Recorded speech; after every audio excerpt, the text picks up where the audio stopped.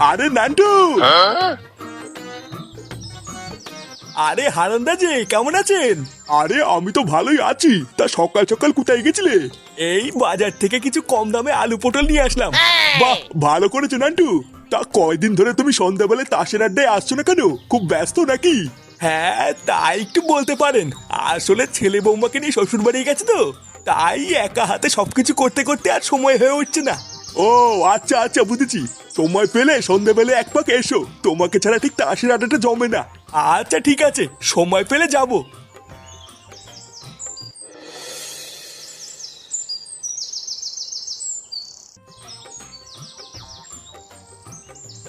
গিন্নি, আরে কই গো গিন্নি? এই তো। উফ, লেওরা কি গরমে, এখনো শীত ছুরি হতে পারলো না আর গরমও পড়ে গেল। এই নাও বাজার করে এনেছি, তাড়াতাড়ি রান্নাটা শুরু করো তো, জোর খিদে পেয়েছে। হ্যাঁ এই তো, ভাত হয়েই গেছে, শুধু তরকারিটা করেই তোমাকে খেতে দিয়ে দেবো। তা কি বাজার করে আনলে গো? আর বলো না, বাজারে খাওয়ার মতন তেমন কিছুই নেই। যাতেই হাত দিচ্ছি সেটাই সেটা ভাঙা দাম। তারপর শেষে গিয়ে কম দামে কিছু আলু পটল আর লাউ পেয়েছিলাম, সেটাই নিয়ে এসেছি। এই, তুমি সেই সকালবেলায় বেরিয়ে এখন বাড়ি এসছো কম দামের কিছু আলু আর পটল নিয়ে? হ্যাঁ, এই মানে গিন্নি, বাজারে এর থেকে কম দামে আর কিছু ছিল না গো। তোমার ওই কম দামের আলু আর পটল নিয়ে কি তোমার বাপের শ্রাদ্ধ দেবো নাকি? শালা, সেই কবের থেকে একটু মাছ খাই না, একটু মাছটা জানবে কিনা তা না, এনেছে আলু আর পটল। একটা দিনে একটু ভালো মন্দ খাওয়ানোর ক্ষমতা নেই, বালের ভাতা রয়েছে উনি। বালের পচা আলু পটল কিনে নিয়ে এসছে। নে রে, আজকে মনে হচ্ছে আর কপালে ভাত জুটবে না রে। না, ফুটোকে একবার ফোন করে দেখি কবে বাড়িতে আসবে। এইভাবে তার বাড়িতে একা একা থাকা যাচ্ছে না।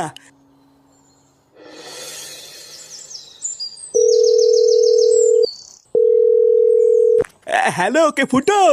হ্যাঁ, কি হয়েছে? বলছি যে কেমন আছিস বাবা? বৌমা দাদু ভাই সব ভালো আছে তো? হ্যাঁ, সবাই ভালো আছে, শুধু ভুদার বাল আমি ভালো নেই।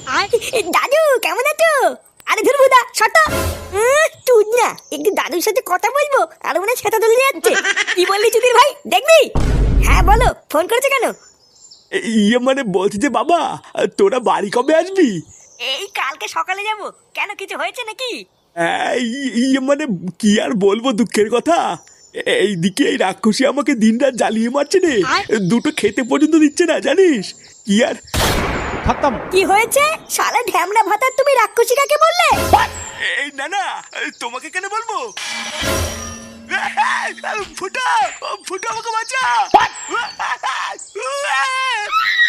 এই গাল মেরেছে। কি হলো, দাদু কথা বললেন না?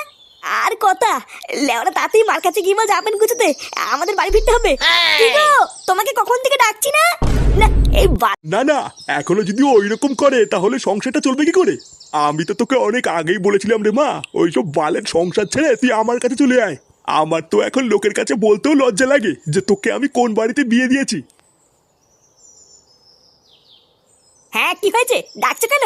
এই যে বাপি, ও এসেছে, এবার যা বলার তুমি বলো। না না জামাই, এগুলো আমি কি শুনছি? তুমি নাকি কোনো কাজ বাজ করো না, সারাদিন নাকি টোটো করে ঘুরে বেড়াও। না মানে আসলে কোনো ভালো কাজ পাই না তো, তাই কি যে করবো কিছুই বুঝি না। মানে ভালো কাজ পেলেই করবো। তা তুমি ভালো কাজটা কবে পাবে শুনি? আমি কি আমার মেয়েকে তোমার কাছে বিয়ে দিয়ে ভুল করেছি? আমার তো এখন লোকের কাছে বলতেও লজ্জা লাগে যে আমার জামাই বেকার। জানো বাপি, ও এখন ওর বাবার কাছ থেকে 10 টাকা চেয়ে খায়।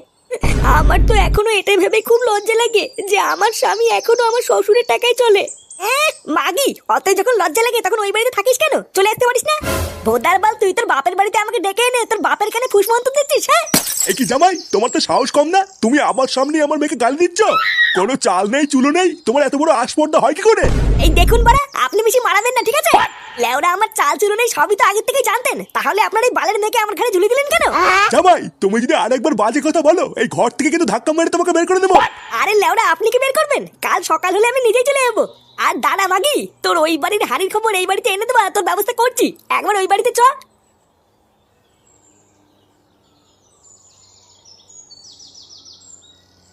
মা, ও মা, এ কি রে বাবা, তোরা চলে এসেছিস?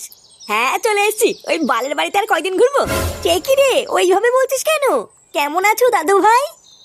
ভালো আছি দিদুন, তুমি কেমন আছো? আমিও ভালো আছি দাদু ভাই। একই বৌমা, তুমি চুপচাপ মনমরা হয়ে দাঁড়িয়ে আছো কেন? কিছু হয়েছে নাকি? আরে ধর, ছাড়ো তো এইসব বালছেলে কথা। দিদুন, দাদু কোথায়? তোমার দাদু দেখো ঘরে শুয়ে আছে। আচ্ছা ঠিক আছে, আমি দাদুর সাথে কি দেখা করে আসছি।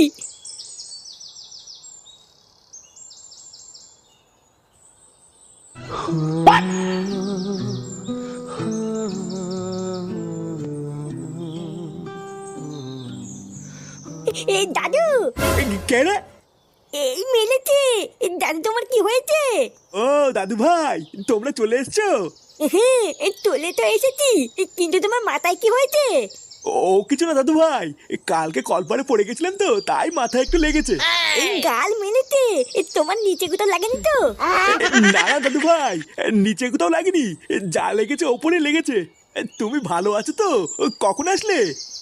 এই তো কেমনই আসলাম। এ ফাটা, তুই এখন এখান থেকে যা, দাদুর সাথে আমার কথা আছে। নে, একটু দাদুর সাথে কথা বলছি, আরে তুই না চলে এসছে।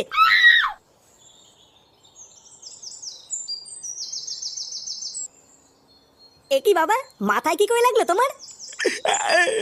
আর বলিস না বাবা, কালকে তোর মা আমাকে রামপাট খেলিয়েছে।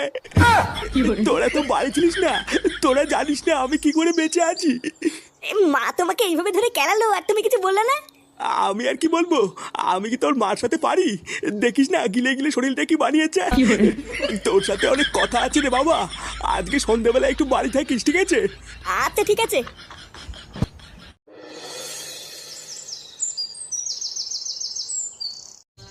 এইসব তুই কি বলছিস রে ফুটো? তোর মা তোর বাপকে কেলিয়ে চোখ মুখ কানা করে দিয়েছে? হ্যাঁ ভোদার বাল, তা নাই তো কি, আমি কি তোদের সাথে মজা করছি নাকি? লেওরা দুটো দিনের জন্য শুধু একটু শ্বশুর বাড়ি গেছি, আর তোরা একটু আমার বাড়ি থেকে খবর আনিসনি, বুঝলা বলটুদা? ওই জন্য আমি কালকে ফুটোর বাড়ির পাশ দিয়ে যাওয়ার সময় ঝামেলার আওয়াজ পাচ্ছিলাম, বুঝলা? আওয়াজ শুনে তো মনে হচ্ছিল ধূপধাপ কে যেন কাকে কেলাচ্ছে। আমি তো আর ভাবলাম কি না কি, ওই জন্য যাইনি। তা হঠাৎ তোর মা তোর বাপকে ধরে কেলালো কেন? তোর বাপকে কিছু করেছে নাকি? তা আমি কি করে বলবো, আমাকে তো এইসব কিছুই বলেনি। বাবা শুধু আমাকে বললো সন্ধ্যাবেলা একটু বাড়ি থাকতে, কি যেন একটা বলবে। আমার মনে হচ্ছে তোর বাবা আজকে থেকে সবকিছু খুলে বলবে রে, এ কি করে চোদনটা খেয়েছিল। তুই এক কাজ কর বুঝলি, আজকে সন্ধ্যাবেলায় তুই বাড়িতেই থাক, তারপর কাকু কি বলে সেটা শোন, শুনে আমাদেরকে কাল সকালে জানা। হ্যাঁ, আমিও ওটাই ভাবছি।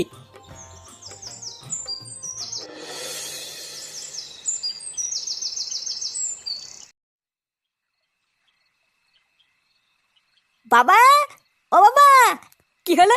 বাড়ায় আমাকে বললো যে সন্ধ্যাবেলায় বাড়ি থাকতে। না, একবার ঘরে গিয়ে দেখি গিয়ে ঘরে আছে কিনা।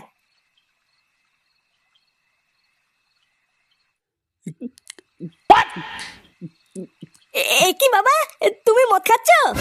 কেডা? ও ফুটো, আয় আয় এদিকে আয়। তুমি ঘরের ভিতরে মদ খাচ্ছ কেন?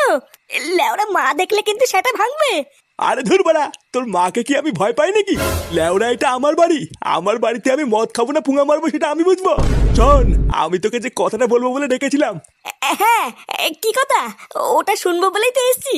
বাড়া আমি অনেক ভেবে দেখলাম বুঝলি, এইভাবে আর বাঁচা যায় না, তাই আমি ঠিক করে নিয়েছি আজ রাতেই লেওরা তোর মাকে আমি ডিভোর্স দেবো। এই মেরেছে, এইসব তুমি কি বলছো? হ্যাঁ যা বলছি ঠিকই বলছি। শালা গারমানি মাগি নিজেকে কি মনে করে? হ্যাঁ বাড়া আমার খেয়ে গতর ফুলিয়ে আমাকেই মারে, ওর এত বড় সাহস। আর ভোদার বল এর একটা হেস্ত নেস্ত করেই ছাড়বো। কি রে, কি ভাবছিস? একদম চিন্তা করবি না বুঝলি, ওই মাগিটাকে ডিভোর্স দিয়ে আমরা বাপ বেটা মিলে রোজ এনজয় করবো। এনে ধর, এটা খা। এমা, কি যে বলো না, আমি কি এসব খাই নাকি? হ্যাঁ, খায় না, লেওরা নাটক না মারিয়ে তোমার দাম মেরে দে। মানে কি যে বলি, সত্যি সত্যি তুমি আমাকে দিচ্ছ? হ্যাঁ হ্যাঁ হ্যাঁ, খেয়ে নে খেয়ে নে। আরে চোদন, এ তো দেখছি মেঘ না চাইতেই জল। হ্যাঁ ফুটা খতম। এ কি, মা তুমি?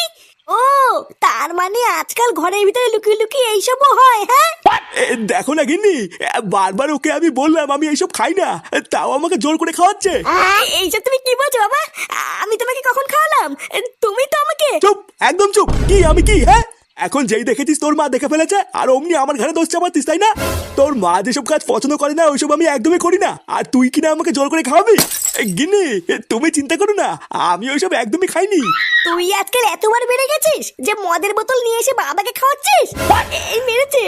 মা, আমি যে তোমাকে কি করে বলি, লেওরা আমি ফেসে গেছি। কি হয়েছে, তুই দোষ করে আবার দোষ ঢাকছিস? তোর এত বড় সাহস! আজকে তোর একদিন কি আমার একদিন, শালা শয়তান।